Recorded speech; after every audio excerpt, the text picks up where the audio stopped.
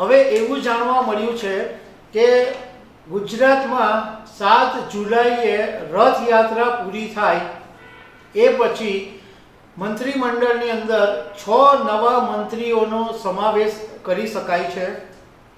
એમાં 2 નવા મંત્રીઓને સમાવેશ કદાચ કરી શકાય અને 4 એવા મંત્રીઓ હશે કે જે અગાઉ મંત્રી રહી ચૂક્યા છે, મતલબ કે એ જૂના મંત્રીઓ હશે। નમસ્કાર દર્શક મિત્રો, ગુજરાતના મુખ્યમંત્રી તરીકે ભૂપેન્દ્રભાઈ પટેલને લગભગ 1.5 વર્ષનો કાર્યકાળ પૂરો થયો છે અને એમણે જ્યારે મંત્રીમંડળ બનાવેલું એ પછી એવી ચર્ચા ચાલતી હતી કે લોકસભા 2024ની ચૂંટણી પછી ગુજરાતના મંત્રીમંડળની અંદર મોટા ફેરફારો આવી શકે છે અને સાથે સાથે ભાજપનું જે સંગઠન છે એમાં પણ મોટા બદલાવ આવવાની શક્યતા છે। તો એના વિશે હું તમારી સાથે વાત કરીશ। મારું નામ રાજેશ શાહ છે અને તમે જોઈ રહ્યા છો ખબરછે.com। દર્શક મિત્રો, પહેલેથી એવી ધારણા હતી કે લોકસભા 2024ની ચૂંટણી પતશે એની સાથે ગુજરાતના મંત્રીમંડળ અને ભાજપના સંગઠનની અંદર મોટા ફેરફારો આવી શકે છે। હવે એવું જાણવા મળ્યું છે કે ગુજરાતમાં 7 જુલાઈએ રથયાત્રા પૂરી થાય એ પછી મંત્રીમંડળની અંદર 6 નવા મંત્રીઓનો સમાવેશ કરી શકાય છે।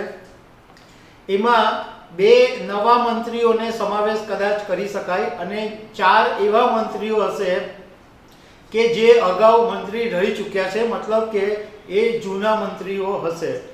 જ્યારે લોકસભા 2024ની ચૂંટણી થઈ ત્યારે ભાજપે ભરતી પ્રક્રિયા જોરદાર શરૂ કરી હતી અને કોંગ્રેસના ઘણા બધા જે નેતાઓ હતા એ ભાજપમાં આવી ગયા હતા।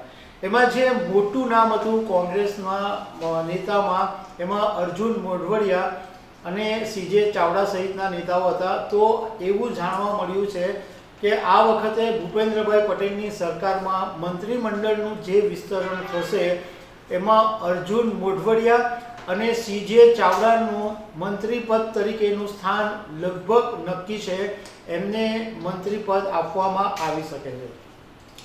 હવે સરકારને ખબર છે કે કોંગ્રેસમાંથી આવેલા આ 2 ધારાસભ્યોને જો મંત્રી બનાવવામાં આવશે તો નારાજગી ઊભી થશે અને એ ડેમેજ કંટ્રોલ કરવા માટે સરકારે કદાચ પાળી પહેલાં જ પાળ બાંધી દીધી હોવાનું જાણવા મળેલું છે। એમાં એવું છે કે જે જૂના 4 મંત્રીઓ છે એમને આ વખતે ફરીથી ભૂપેન્દ્રભાઈ પટેલની સરકારમાં સમાવી શકાય।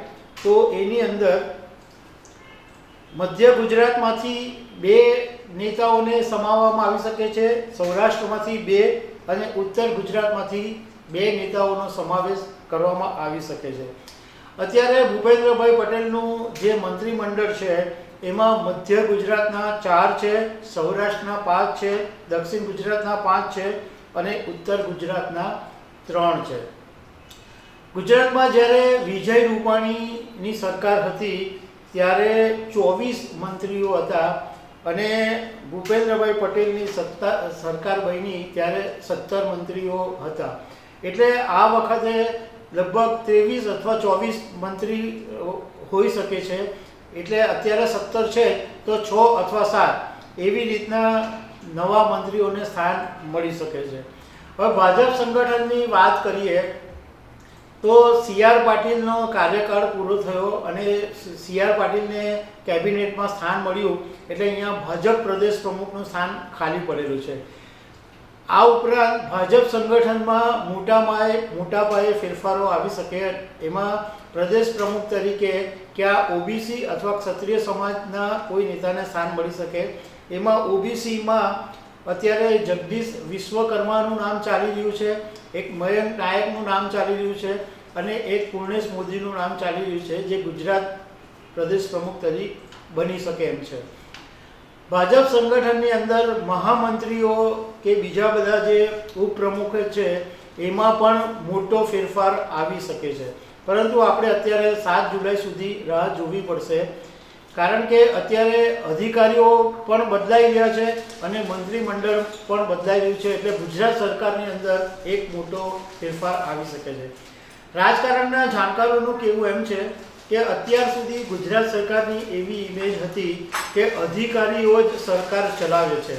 તો આ જે છાપ છે એ ભૂસવા માટે પણ એવા મંત્રીઓને લાવવામાં આવશે કે જે અધિકારીઓ પર નિર્ભર નહીં રહે.